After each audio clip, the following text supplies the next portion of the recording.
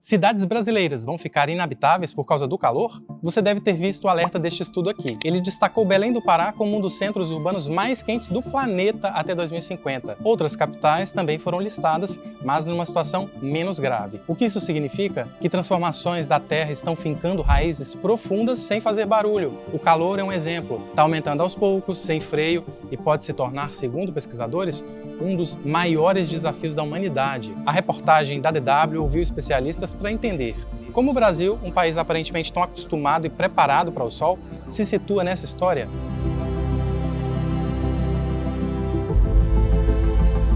Uma frase que cientistas vêm repetindo ao se referir a mudanças climáticas é: elas não são o futuro, elas são agora, estão em curso, acontecendo, enquanto a gente conversa aqui nesse vídeo. Mas aparentemente o problema só chama a atenção associado a um drama coletivo, uma seca histórica, uma onda de altas temperaturas, uma chuva de proporções catastróficas. É aí que está e sempre esteve o erro, de acordo com os cientistas do estudo mencionado há pouco, porque na base dessas tragédias climáticas existe um movimento silencioso de décadas, acelerado nos últimos 30, 40 anos, o aquecimento médio do planeta, o calor. Um desafio planetário conhecido e, em parte, negligenciado, que pode não dar descanso nos próximos anos. Para compreender melhor, vamos ver o que o estudo está dizendo e por que o Brasil deveria estar preocupado.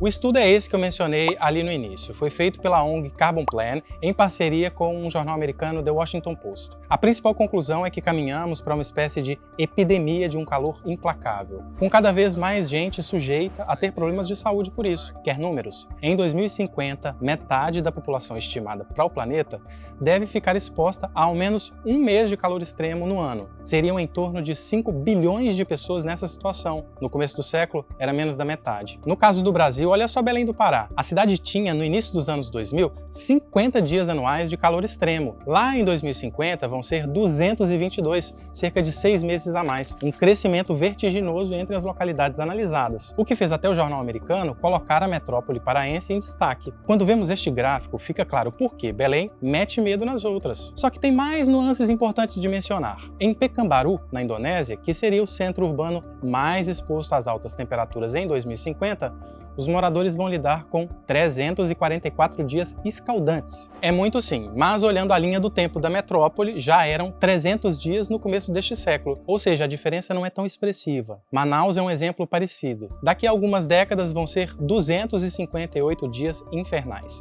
a recordista brasileira. Porém, agora já são em torno de 200. Não estou aqui minimizando essa ou aquela região, nem poderia, não se trata disso. Só estou dizendo que os gráficos mostram Belém numa situação tão ou mais séria por conta do aumento súbito e significativo. O professor de física da USP, Paulo Artacho, integrante do IPCC, o painel sobre mudanças climáticas, lembra algo básico nessa equação: o simples fato de o Brasil ser um país tropical. Nós somos muito mais vulneráveis do que países em áreas de temperatura mais amena. Então, regiões como Teresina, Cuiabá, onde no verão normalmente temos 40, 41 graus Celsius. Quando essas temperaturas atingirem 44, 45 graus, o que é previsto para as próximas décadas, certamente nós vamos ter uma população que vai sofrer muito com os eventos climáticos extremos e com o aquecimento global. A temperatura do ambiente e como ela afeta o corpo humano é outro aspecto central do estudo. O texto fala em 32 graus Celsius como a fronteira para uma zona de perigo, num local bem úmido, o que equivaleria, segundo as estimativas, a 48 graus num espaço mais seco, coisa de deserto. É tudo uma projeção calculada com base em variáveis climáticas, para dizer que nessas condições o nosso organismo fica ameaçado, sob estresse térmico. Nem adultos saudáveis aguentam direito. 15 minutos de atividades ao ar livre já bastariam para colocar pressão sobre órgãos vitais e afetar algo fundamental, como afirma o professor da Unifesp, Ronaldo Cristofoletti. Acho que o primeiro ponto de um calor extremo é o bem-estar. O bem-estar, o se sentir bem à vontade ao longo do dia, que passa pela saúde mental e física, ele já é um primeiro impacto. Esta animação ilustra o que o professor quer dizer. A temperatura considerada de bem-estar para muitas pessoas é de cerca de 20 graus. É quando a troca de calor entre o corpo e o ambiente flui com certa tranquilidade, sem esforço extra da nossa parte. Quando esquenta demais do lado de fora, a dinâmica muda. Um outro sistema de resfriamento do corpo é ativado, o suor. À medida que ele evapora, a pele resfria.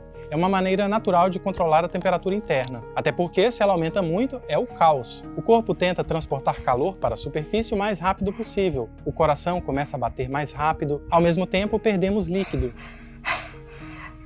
O volume sanguíneo diminui e o cérebro não recebe tudo o que precisa. Vem a dor de cabeça e a tontura. O que agrava um quadro desses é se o ar ao redor estiver, além de quente, bastante úmido. Ele não vai absorver mais umidade, então mesmo a transpiração intensa pode proporcionar pouco resfriamento para nós, como se o ar-condicionado do corpo ficasse sobrecarregado por um momento.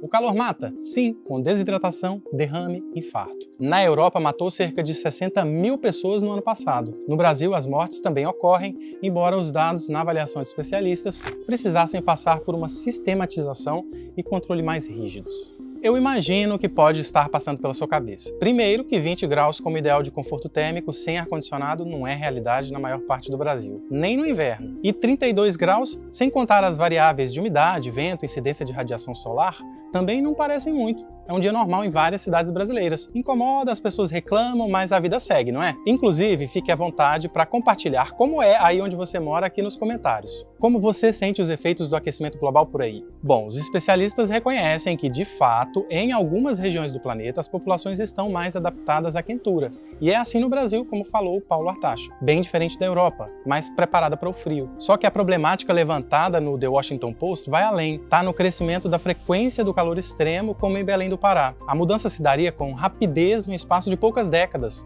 tempo talvez insuficiente para as pessoas se habituarem, menos ainda as mais vulneráveis. Alguns vão sofrer mais do que os outros, seja pela sua condição social, seja pela sua condição etária ou por algum problema existente de saúde. Voltamos àquela palavra que não envelhece no vocabulário do brasileiro: desigualdade. Quem são os que vão sofrer mais? O professor já deu algumas dicas. Em termos etários, recém-nascidos, crianças e idosos. Além deles, quem tiver alguma doença, comorbidade, comprometimento em órgãos como coração e rins. Mas num Brasil tão complexo e desigual, esses fatores parecem ser só a ponta do iceberg. A preocupação maior é com um conceito conhecido e pouco aplicado: a justiça climática. As populações que vivem em zonas usualmente periféricas e mais carentes das grandes cidades serão aquelas mais impactadas, porque são as zonas de maior vulnerabilidade ambiental, são as zonas que usualmente concentram áreas de poluição, são as zonas onde, quando vier com o calor extremo, nós não podemos esquecer que o calor extremo, ele também trará, muito possivelmente, o momento das chuvas extremas. O estudo da Carbon Plan também menciona esse desafio. Diz que 80% dos futuros afetados por dias extremamente quentes vão estar em países onde a pobreza é mais presente. Por ironia, os menos responsáveis pelas emissões que nos lançaram nesse abismo. No mapa, o foco maior está em 2 territórios onde, segundo as análises, a situação será mais delicada: Sul da Ásia e África subsaariana. Regiões sem infraestrutura massificada para dar conta do tamanho do desafio. Ar-condicionado? Para poucos. O aparelho, apesar de uma solução não 100% ecológica, é citado como uma ferramenta de alívio imediato no mundo em aquecimento. O entrave é o acesso a ele. Na Índia, por exemplo, 270 milhões de pessoas devem sofrer de calor extremo dentro de casa já em 2030. Mas apenas 5% dos lares contavam com climatização em 2018. A renda é um fator decisivo na aquisição ou não de uma máquina dessas. Uma pesquisa deste professor da Universidade da Califórnia mostrou que uma família tende a comprar um ar-condicionado se tem renda anual superior a $10 mil.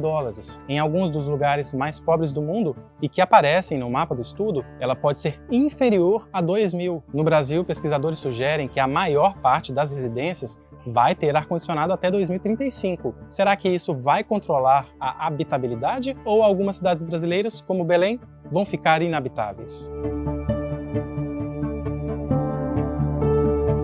A nossa pergunta lá do começo, ela tem uma palavra que pode ser relativizada, por mais absurdo que pareça, e a palavra é inabitável.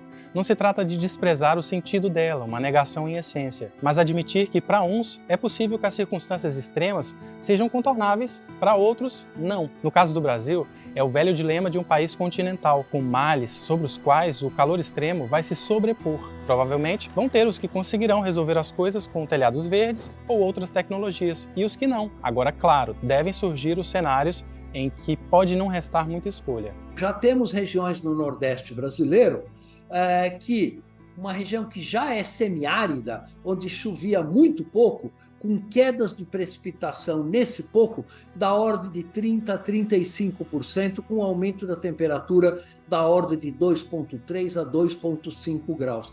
Então, uma região que era semiárida está passando a se tornar uma região árida. Isso significa que em algumas regiões do nosso Brasil nós vamos ter que mudar essa população destas localidades, já que a sobrevivência delas no Nordeste brasileiro em particular vai ser muito, muito difícil. A afirmação do cientista cita um fenômeno que pode se tornar mais comum daqui para frente: migração climática. E eu não estou falando de um país para o outro, não. É migração interna mesmo, como afirmou o Banco Mundial em 2021. Segundo a ONU, o Brasil teve a maior quantidade de deslocados internos nas Américas em 2022, a maior parte por causa de desastres naturais. No futuro, seria o calor? O calor é esse risco rastejante, aquela água que não para de subir. A solução para amenizar o nosso sufocamento, repetimos um episódio atrás do outro: frear as emissões de CO2, controlar o efeito estufa, o aquecimento da Terra, ter mais verde para nos dar sombra. Mas isso você que nos acompanha já sabe. Então, como é que a gente vai lidar com esse calorão em 2050 e até lá? Como nós vamos lidar com isso? Como essa mudança vai ocorrer? Esse é um debate que tem que ocorrer. Eu acho que não existe uma resposta pronta. O que a gente tem que fazer é estruturar políticas que combatam os impactos e os eventos climáticos extremos, região para região, estado por estado, às vezes município por município.